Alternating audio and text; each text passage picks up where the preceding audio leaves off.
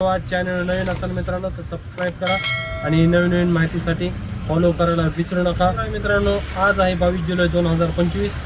तर कॅब चालकांचा तात्पुरता संप हा मागे घेतलेला आहे। सरकारला अल्टिमेटम दिला आहे की 23 तारखेपर्यंत म्हणजे उद्या दुपारपर्यंत हा निर्णय घ्यावा, नाही तर संप अजून जोरात होईल।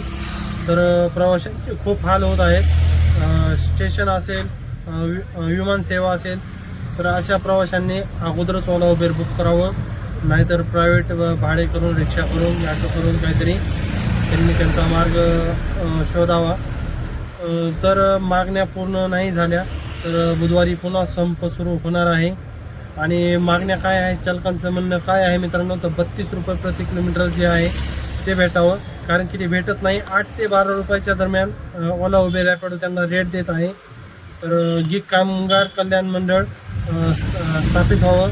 परत बाईक टॅक्सी जी आहे ओला उबेर रॅपिडो ती पूर्ण बंद व्हावी अशी त्यांची मागणी आहे। तर बरोबर मागणी आहे त्यांची।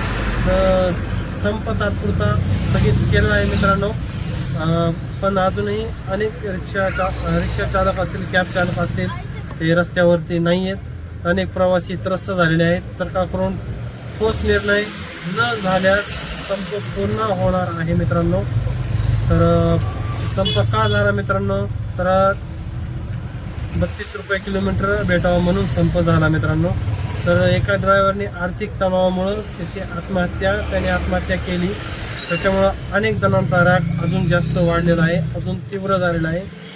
तर मित्रांनो 15 जुलैला संपूर्ण पुणे, नागपूर असेल, मुंबई असेल, तर सर्वत्र संप चालू होता। परत 19 तारखेला सरकारनं आश्वासन दिलं, तात्पुरता स्थगित केला मग, आणि 22 जुलैला संप पुन्हा होण्याची शक्यता होती, पण 23 जुलैपर्यंत सरकारला अल्टिमेटम दिलेलं आहे कॅब चालकांना, रिक्षा चालकांनी। तर पाहूया उद्या दुपारपर्यंत काय होतं आहे। मुदतवाढ दिलेली आहे, बैठक उद्या होईल, कळेल उद्या। जर निर्णय झाला नाही तर पुन्हा तीव्र आंदोलन होण्याची शक्यता आहे मित्रांनो। तर प्रवाशांनी पर्यायी प्रवासाची तयारी ठेवावी। धन्यवाद।